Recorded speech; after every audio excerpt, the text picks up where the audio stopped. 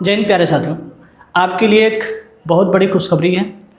जैसा कि UP triple ने अभी हाल ही में नोटिफिकेशन जारी किया है और उस नोटिफिकेशन में पेट के लिए OTR का डेट डिसाइड किया गया है, जो तिथि आज की रखी गई है 14 जुलाई 2026 की। आज से आप यूपी ट्रिपल के लिए आप पेट के लिए आप वन टाइम रजिस्ट्रेशन कर सकते हैं। आइए देखते हैं कि वन टाइम रजिस्ट्रेशन करने के लिए क्या क्या मुख्य बिंदु आयोग की तरफ से दिए गए हैं, उनके बारे में चर्चा कर लेते हैं। उन्होंने क्या क्या निर्देश दिया है, उन निर्देश की चर्चा करते हैं। उन्होंने कहा है कि उत्तर प्रदेश अधीनस्थ सेवा आयोग के लिए अभ्यर्थी अपने OTR रजिस्ट्रेशन 14/7/2026 से ही प्रारंभ कर सकते हैं।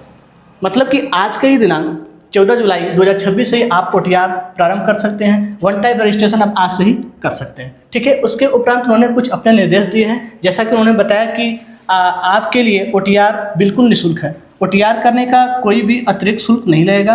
OTR आप निःशुल्क कर सकते हैं, है ना। आयोग द्वारा भविष्य विज्ञप्ति की जाने वाली प्रारंभिक अर्हता परीक्षा मुख्य परीक्षा के लिए, है ना, प्रारंभिक अर्हता परीक्षा और अथवा मुख्य परीक्षा के लिए आवेदन करने हेतु अभ्यर्थियों को OTR करना अनिवार्य है ना। और भविष्य में आयोग के सभी विज्ञापनों के लिए आवेदन करने हेतु OTR संख्या का उपयोग किया जा सकता है। कहने का मतलब है कि अगर आप यूपी ट्रिपल के साइट पर एक बार वन टाइम रजिस्ट्रेशन कर लेते हैं तो यह आने वाली हर एक परीक्षाओं के लिए, जो परीक्षा यूपी ट्रिपल कंडक्ट करवाएगी, उन सभी परीक्षाओं के लिए यह OTR कार्यरत रहेगा। वही रजिस्ट्रेशन संख्या वैलिड रहेगी, ठीक है। आगे देखते हैं, उन्होंने कहा है कि अभ्यर्थियों को OTR करने हेतु नवीन आवेदन अथवा प्रारंभिक अर्हता परीक्षा 2025 की पंजीकरण संख्या के आधार पर आवेदन कर सकता है ना। 2025 की पंजीकरण संख्या के आधार पर भी आवेदन कर सकता है। और यदि किसी भी अभ्यर्थी ने प्रारंभिक अर्हता परीक्षा 2025 हेतु आवेदन यदि किया है तो वह प्रारंभिक अर्हता परीक्षा 2025 की पंजीकरण संख्या के आधार पर ही OTR अपना सुनिश्चित कर सकता है।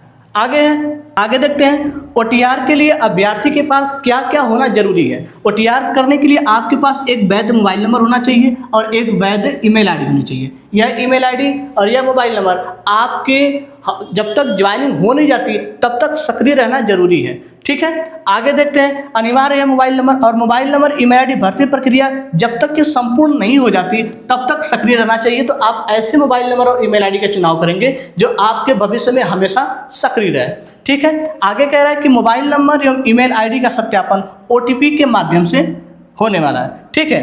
चलिए कुछ और पॉइंट्स हैं, उसको देख लेते हैं।